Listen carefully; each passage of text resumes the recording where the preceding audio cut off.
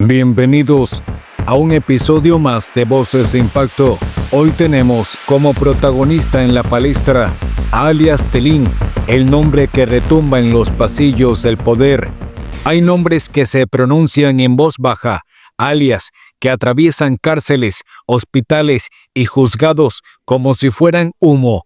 Y cuando uno de esos alias adquiere rostro y apellido, el país tiembla.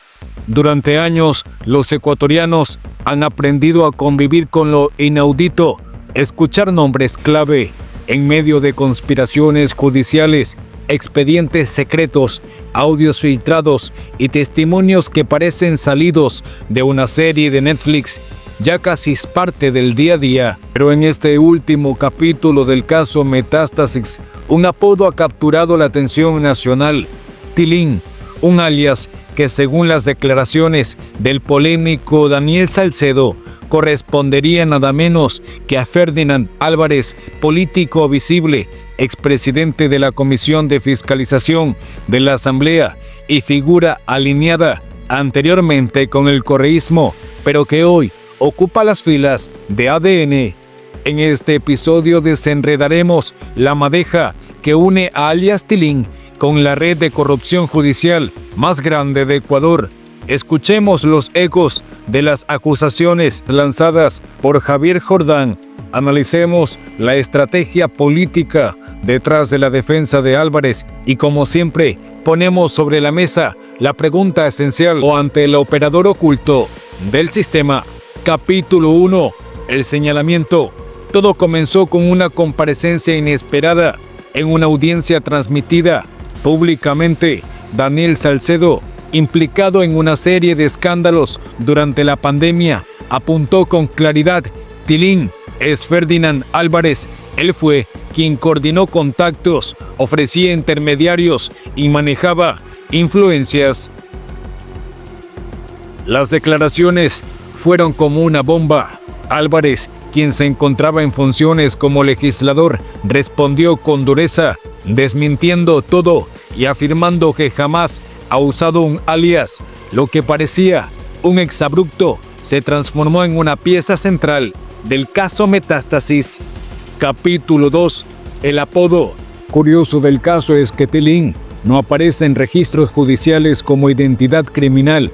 Es un apodo que se repite en grabaciones, mensajes de texto, testimonios y audios, pero sin una identidad comprobada, hasta que Salcedo lo nombra en público, y no fue el único. En redes sociales, Javier Jordán, empresario, emitió videos donde el extranjero, donde también asocia el alias con Ferdinand Álvarez, lo acusa abiertamente de ser un enlace dentro de una red que conectaba estructuras del narcotráfico con funcionarios judiciales, usando como puente el sistema de salud pública y las cortes. Jordán fue más allá. Afirmó que Álvarez o Tilín habría intentado silenciarlo a través de terceros. Me enviaron emisarios, dijo, para que me calle, pero ya es tarde. Tercer capítulo. La posición de Álvarez. Por su parte, Ferdinand Álvarez ha sostenido que todo esto forma parte de una maniobra política para deslegitimarlo. Ha dicho que Salcedo y Jordán son personajes desprestigiados y que no tienen pruebas reales.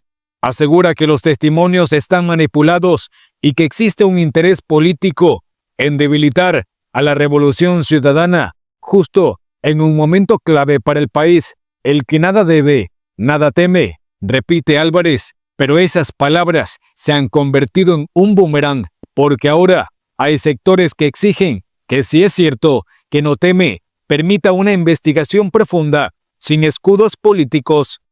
Cuarto capítulo. ¿Qué dice Mayra Salazar? En esta red de nombres, otro testimonio relevante es el de Mayra Salazar, exfuncionaria del sistema judicial, detenida y procesada dentro del caso Metástasis. Aunque no menciona directamente a Álvarez, sí alude a operadores con poder que intervenían en decisiones judiciales. El fantasma de Tilín. Capítulo 5. ¿Quién es Tilín realmente? Algunos sostienen que se trata de un personaje real, con nombre y cargo, operando desde hace años bajo la cobertura de cargos públicos Otros creen que el alias ha sido fabricado e incluso como venganza. Lo cierto es que los alias tienen más poder que los nombres. J.R. Rasquiña, Fito, El Gato, El Marino y ahora Tilín. Capítulo 6. El riesgo de las palabras.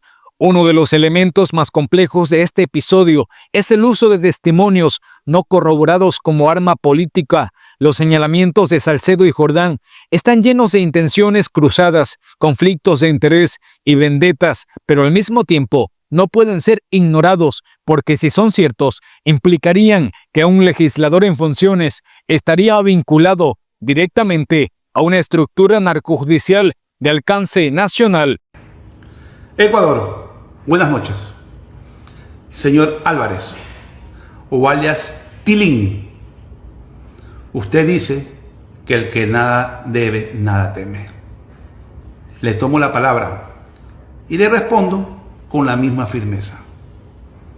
Usted afirma que a Daniel Salcedo no se le puede creer porque es un delincuente, pero al mismo tiempo me acusa de financiar un asesinato basado precisamente en lo que dice este delincuente. Entonces, ¿en qué quedamos? ¿Se le cree o no se le cree? Salcedo ha sido sentenciado, ha pagado a jueces, a fiscales, para obtener beneficios, ha negociado reducciones de pena. Y aún así, usted usa su testimonio como si fuera una prueba legítima contra mí. No tiene una sola evidencia, ninguna, y sin embargo, me acusa con total liviandad contra mí. Jamás he participado, ni participaré en hechos que usted sugiere. No tengo vínculo alguno con eso. Y usted, señor, lo sabe. Lo más revelador es su comportamiento antes de mi comparecencia. Usted preguntó a mi abogado, ¿por qué se adelantan? Como si yo no tuviera derecho a defenderme. Luego me envió más de 7 emisarios y mensajes para pedirme que no hable, que no acuse, que no revele lo que sé. ¿Por qué tanto nerviosismo? ¿Por qué no atenderme telemáticamente? Después, en la comisión, usted dijo que no presenté pruebas, que solo envié relatos. Falso. Cada documento que remití fue entregado con respaldo, con evidencias y con mi firma de responsabilidad. ¿Por qué miente? Usted quiere que me quede callado, pero no lo voy a hacer. Porque la documentación que presenté revela lo que usted pretende ocultar. Una red de corrupción hospitalaria que ha desviado al menos 1.600 millones de dólares en compras de medicamentos entre el año 2020 y 2025. ¿Dónde están los medicamentos, señor Álvarez? Investigue. ¿Por qué en los hospitales públicos no hay ni paracetamol? Si el gobierno los compra, el gobierno los paga. Investigue por qué no hay. Señor Álvarez, explíquenos cómo funciona esa red. Usted ya lo sabe, porque forma parte de ella. Usted insiste en llamarme prófugo. No lo soy. Salí del país mucho antes de las calumnias y de la persecución brutal hacia mi persona y mi familia. Vivo fuera del Ecuador desde el 2020, pero tengo derecho a defenderme. Hoy usted aceptó que su asesora, la misma que opera para Diego Sánchez, fue quien enviaba decenas de oficios y requerimientos a Petroecuador. ¿Por qué? No por su eficiencia legislativa, sino por su tráfico de influencias. Usted dijo no conocer a Sánchez, pero él es el quien le presta los vehículos, le facilita ayudas y le financia sus actividades. ¿Le puede explicar al Ecuador cómo su salario y el de su esposa justifican su ritmo de vida? Diego Sánchez es uno de los empresarios para los que usted trabaja desde hace tiempo. Usted es experto en chantaje político, en mandar oficios selectivos, en manipular información y hacer lobby para intereses privados. Puede negar todos los beneficios que ha recibido de Sánchez Silva. Puede negar los vínculos con los negocios de seguros, con documentos, Petroecuador y favores que usted gestiona desde su cargo. Y aún así me acusa. ¿Por qué le molestó tanto lo que presenté? ¿Qué parte del entramado lo compromete? ¿Por qué tan nervioso? Le repito su propia frase. El que nada debe, nada teme. Yo no temo, lo he demostrado y seguiré hablando claro. En los documentos que entregué están nombres, vínculos, estructura de red. Incluye Darlo Bucaram, Daniel Salcedo, Pulio Vázquez, Vladimir Paredes y otros. Investigue. Es su trabajo. Están sus socios, sus operadores, sus vecinos, su gente cercana. Usted no lo puede negar. El departamento del Hotel Colón, los favores de Sánchez Silva. Usted sabe exactamente lo que hablo. En los documentos que le hice llegar, le entregué nombres, empresas, quienes están detrás del robo de los más de 1.600 millones de dólares en medicinas, empresas, personas naturales, su círculo, usted los conoce bien. No se le vaya a caer el papelito de ninguno de los que usted quiera proteger. El país lo está viendo. Y esta vez, señor Álvarez, no hay vuelta atrás. Y déjeme decirle algo más, y que quede claro, a todos, yo no he huido. Estoy viviendo en los Estados Unidos bajo un proceso de asilo, porque he sido víctima de una brutal persecución política. Han querido silenciarme, han intentado matarme, me han perseguido jueces, fiscales, policías. ¿Usted cree que si yo tuviera algo que ver con el asesinato de Fernando Villavicencio, estaría libre aquí? ¿Usted cree que las autoridades o el FBI no me habían investigado, detenido o extraditado? No, señor, en este país a uno lo investigan y si no tiene nada, aquí hay justicia. Por eso este país es grande. Aquí no se compran fiscales, no se fabrican testimonios, no se trafican versiones. Aquí no se manipulan encuestas de inteligencia ni se persigue al que denuncia. Aquí no existe Mayra Salazar. Basta de mentir. Yo me voy a defender con la ley en la mano, con pruebas y con la verdad. Y para cerrar, señor Álvarez, usted se me parece cada vez más a la versión 2.0 de Daniel Mendoza. Dígame usted cómo quiere que la bauticen. Yo por mi parte ya cumplí con el país y con explicarle punto por punto lo que contienen mis documentos, nombres, apellidos, fechas, hospitales, empresas. Investigue, eso es lo que tiene que hacer. Usted pide más pruebas, pero yo no difamo. Yo pruebo y tenga por seguro que en el corto plazo usted recibirá una notificación de parte de mi abogado con sede judicial en la Florida. Tendrá que demostrar cada una de las injurias que lanzó en mi contra.